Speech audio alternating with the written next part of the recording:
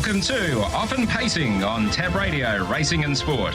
Tim Walker will be joined by Matt Young and Oliver Cownie as they delve into the form for today's Pinjarra harness meeting, as well as an early look at tomorrow's meeting at Gloucester Park. We are Often Pacing. It's a very good morning, everybody. Welcome along to Often Pacing for another week. Great to be with you. Hopefully you've all enjoyed a wonderful weekend of harness racing. Of course, Gloucester Park Friday night, going back to Gloucester Park there, and the Narrogin Cup on Saturday night. What a finish. What a surprising finish in the end, albeit with Penny Tiger taking it out. Joining me on the line today, Ollie Cownie and Matt Young, as they always do. Matt, to you firstly, a very good morning. Good morning, Tim. Happy birthday, Tim. Thank you. And Ollie, a very good morning to you as well. Good morning and happy birthday as well. Thank you, Ollie. Well, gents, we'll have a quick look back to the weekend before we go with our horses to follow from Gloucester Park on Friday night. A lot of eyes were very much on Narrogin on Saturday night with the running of the Narrogin Cup. And Matt, as they say, you don't have to paint the picture of how a horse wins, and Penny Tiger, he was able to get the job done, and one of those cases where a win is a win.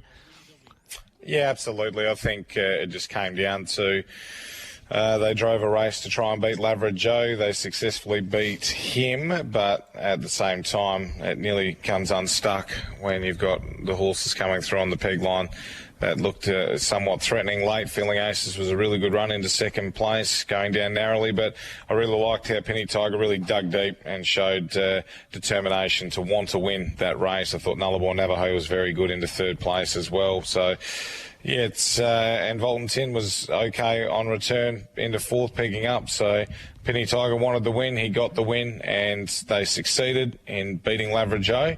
And they succeeded in holding the cup aloft for the first time. What was your takeaway from Lavra Joe there, Matt, just on that? Look, I just think it's hard to come back off of what obviously happened on Fremantle Cup night. And I think he'll bounce off that run fine. We've seen Ray's been able to get him to bounce back pretty quickly. So I'm not too concerned. I just think any horse that was chasing a quick middle half like that is going to come unstuck in the end. So, yeah, he would have ideally liked to have had that Fremantle Cup run or another run under his belt going into it. But, yeah, it's probably a little bit rushed, but I've got full faith that we'll see Lavra Joe back to his best very soon. Ollie, I guess the big talking point now out of it is with a horse like Penny Tiger, so every time that he draws on the front line, his gate speed is always going to be spoken about. Do you feel like that next time in with this free-for-all campaign under his belt and running really well in a Fremantle Cup, that he's now a horse that is capable of being able to hold the lead in big races and run his races out in front? I think now he's sort of getting that respect that he is an absolutely brilliant beginner, so no one's really coming out and trying to try and cross him in the near future. But I think he does look like he has sort of added that string to the bow where he's settled really nicely out in front, so he can hold the lead if he wants to. But I do think in the big races, he probably will be better off better served sitting behind a horse like Lavra Joe or a horse like Minstrel or something like that, but he may choose to lead as well, and it just gives him options now. All right, let's go with some horses to follow from Friday night, and it'll be interesting to see what you boys have come up with here. I think there's one which is going to be the same from both of you that goes into the black book. So, Matt, for you firstly, where do you want to start from Friday night? Yeah, I'm looking at Cloud 9. I thought his performance on Friday night, he just hit the line bolting. I know it was that sort of race, but he was actually breathing fire in behind them, and I think if he got a clear run, he would have won the race. So I'm seeing as though we've both marked Cloud 9. I'm going to mark another one from that race as well in Rock Me Over, who I thought's first up run was quite good. They got home in a quick quarter.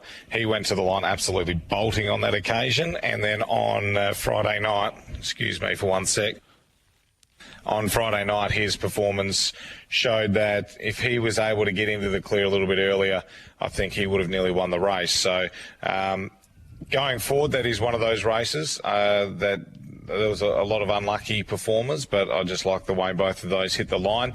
And in the last, I was really impressed by Raynette. I thought was a really good effort in the breeze, which at this stage in her career I would say wasn't really her go. They did go steady, but when asked for the supreme effort down the back, the response was there and stuck it out really well, and I think is going to benefit from that. And going forward, he's just a horse to follow. I've got a lot of time for the horse. It's already won twice in her career so far, and I think there's plenty more wins to come, especially as a 2-year-old.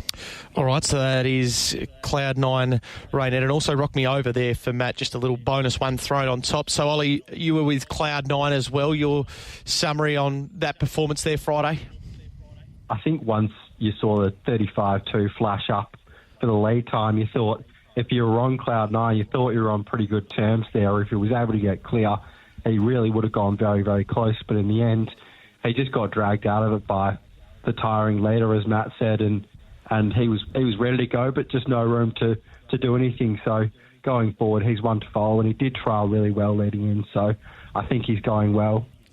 And then in race 3, You Better Follow Me, sort of been racing in the lower grades in the country most of his career, and stepped up on Friday nights, and he's been really good this time. He showed a really nice turn of foot, and he did that again on Friday, where he was flashing through once he did get clear late and was taking good ground off Captain Bligh and Magnus Victor. So I thought that was a real flashing lights run. And then in race 4, Without the Tar, a horse with really, really good gate speed. Didn't choose to use it on Friday, but was still hitting the line really, really well late when it did get out, which wasn't until the concluding stages. And I think when able to use his gate speed and take a sit in the right horse will be a really, really strong place bet. All right, so that is for Ollie there, Cloud9, You Better Follow Me, and also Without the Tar, getting to see him for the first time in a couple of months on Friday night. So our attention towards today then, Pinjarra, 9 races on the program. Matt, we spoke to you a little bit earlier. We'll let you fire away here. You're going to race 4, and this is, as we said about half an hour ago on the Sports Daily in your preview, it's a tricky race, this one. How did you see it playing out? Yeah, I thought could be a little bit of contention in this race with who's going to lead. There's some speed off the front line. I think even the horse is drawn a little bit wider, haven't got blistering speed, so therefore there's going to be some sort of pressure to try and get to the top. And I just thought there was one that's going to be posing up just in behind them, Switchblade, who I liked the first up 4th. I thought the run had plenty of merit, should come on nicely from that. New trainers with this horse as well, and Brian Clemens, he does a good job with his small team, and I thought from the back line this horse could get a pretty good run. Learning more about it, they're going to be better equipped.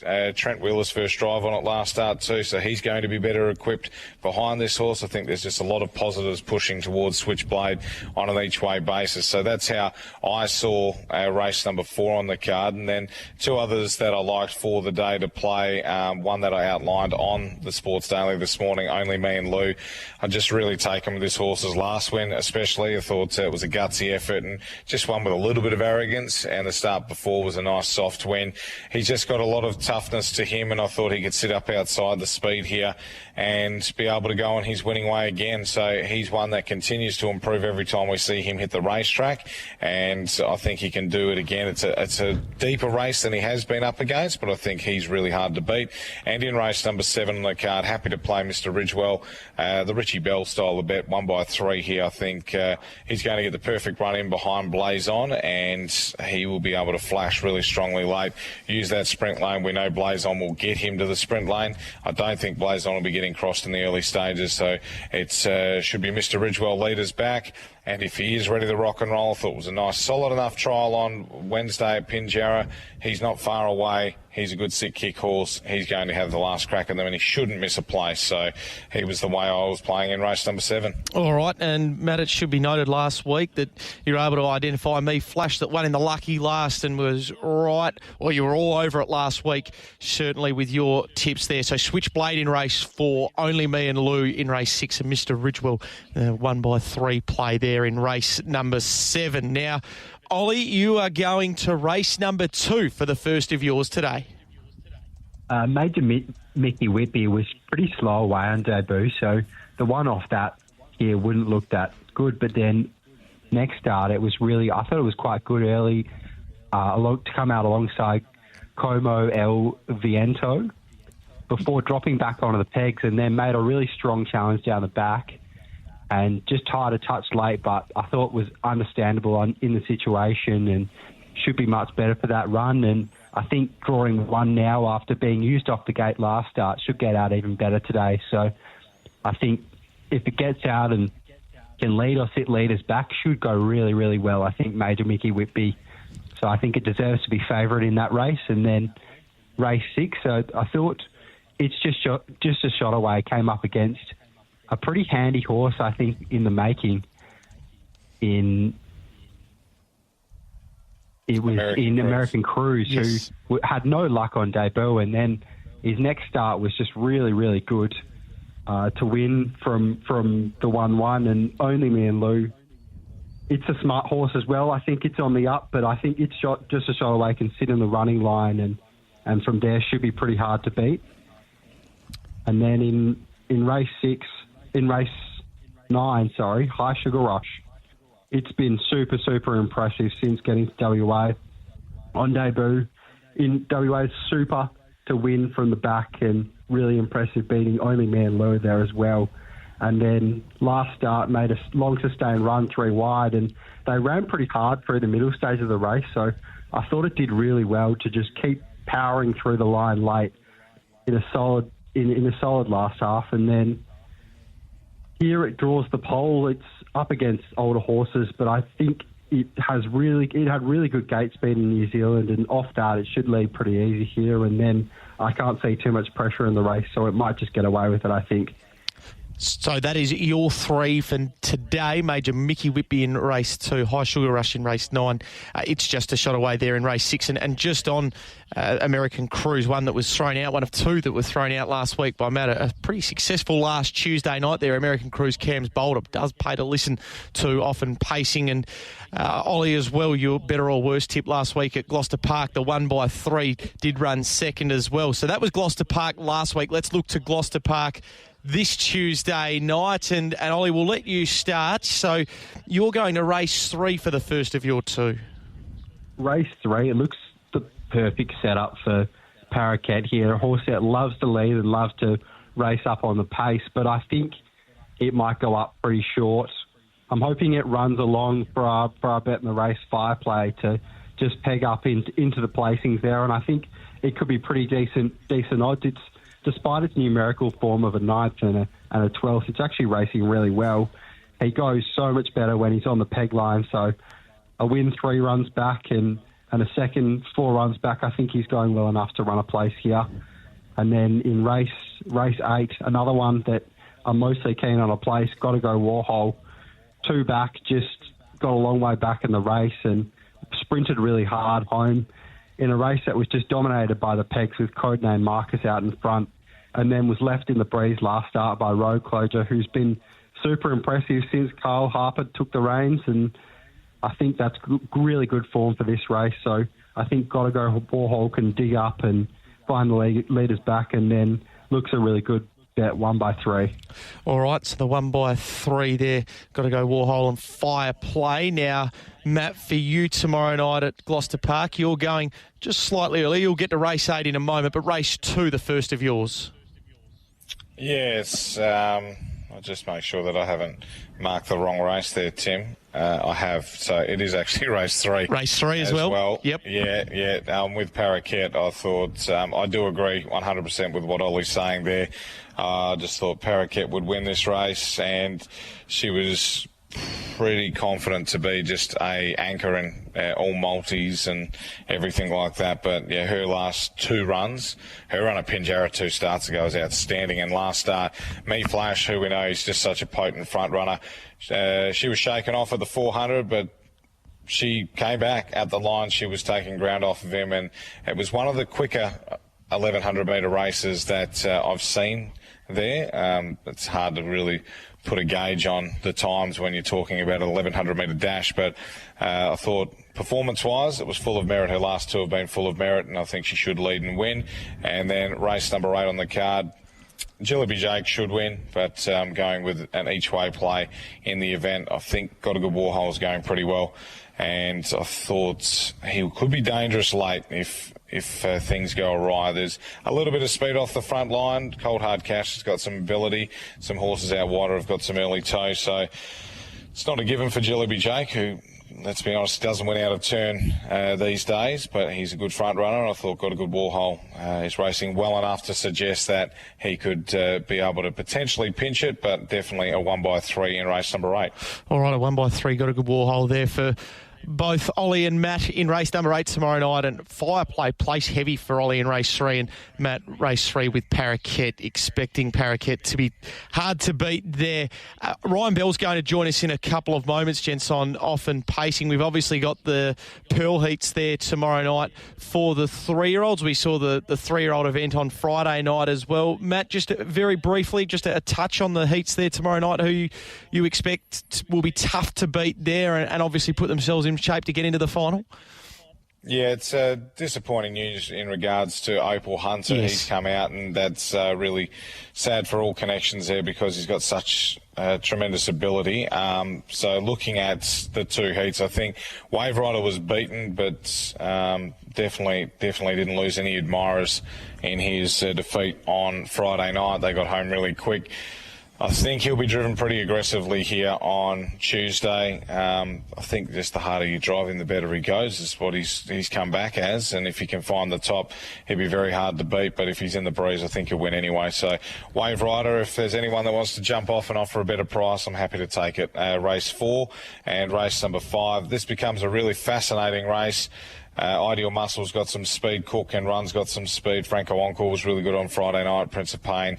There's winning form all around. But yeah, I would say Ideal Muscle on what I saw on Friday night will be pretty hard to beat off the inside draw. I think he's got the speed to be able to hold up. Yeah. Any reason not to agree there, Ollie? No, I thought Wave Rider probably wasn't suited the way it was run Friday.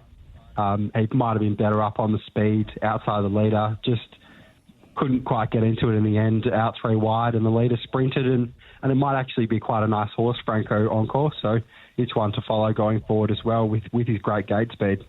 Terrific. Well, all the very best over the next couple of days, Ollie. Thanks for your time this morning.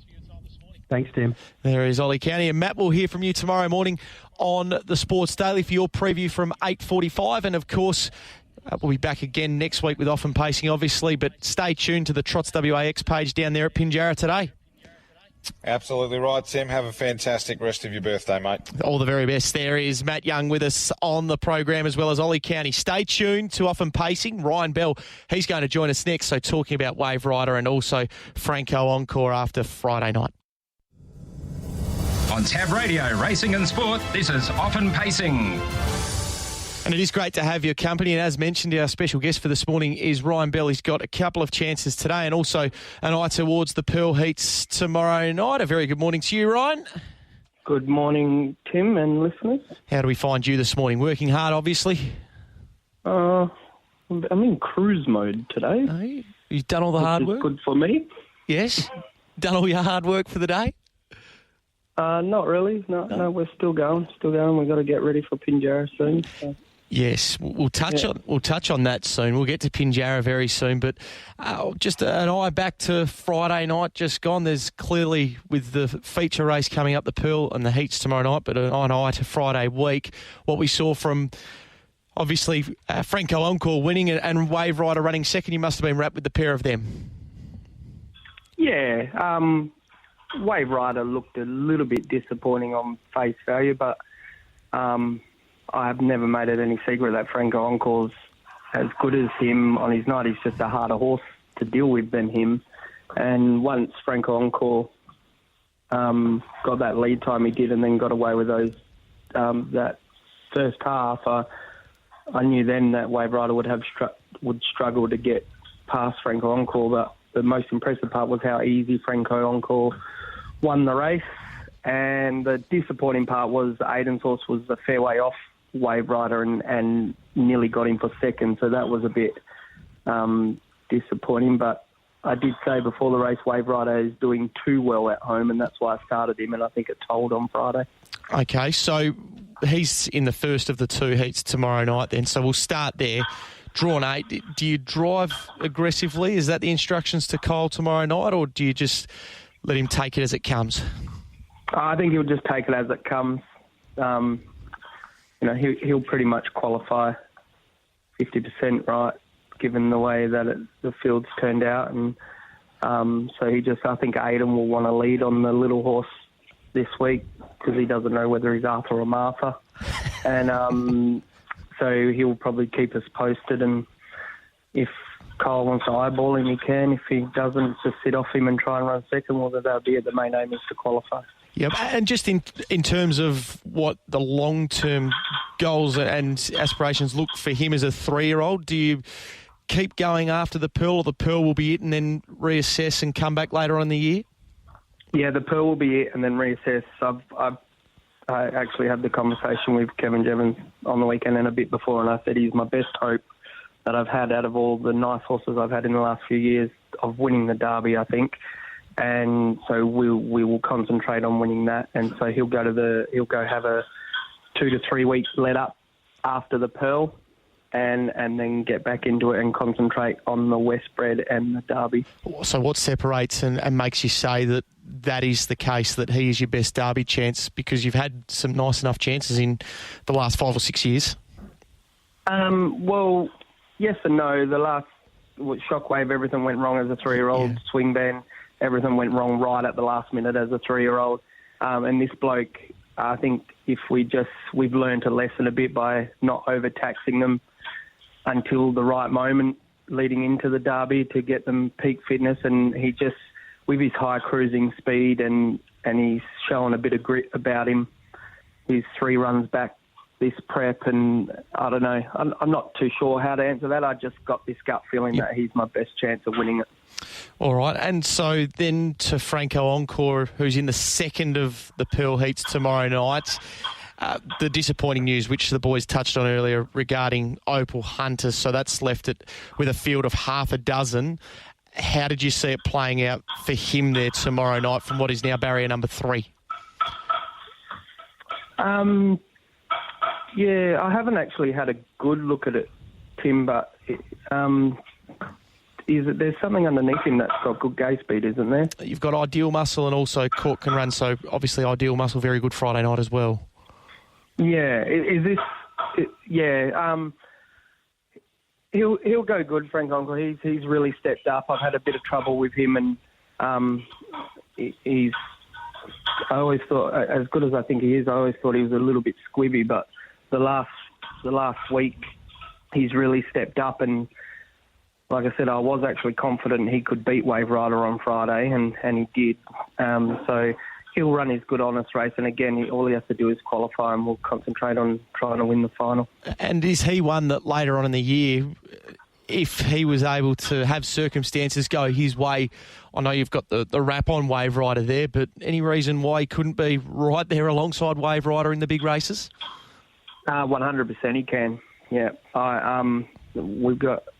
Frank Uncle's always been my pick a bit, knowing how good Wave Rider is, and Tiff and Kyle seem to be sticking with Wave Rider, but so there's a bit going on at the moment, a bit of banter amongst the stable, but once again, I prove them all wrong. Yes, it's a good good dilemma to have. But yeah, Frank Encores just needs to grow up a bit and probably mature a bit more than what Wave Rider does. But he'll get there, and whilst it was an easy win and he got it his own way on Friday, it was positive signs.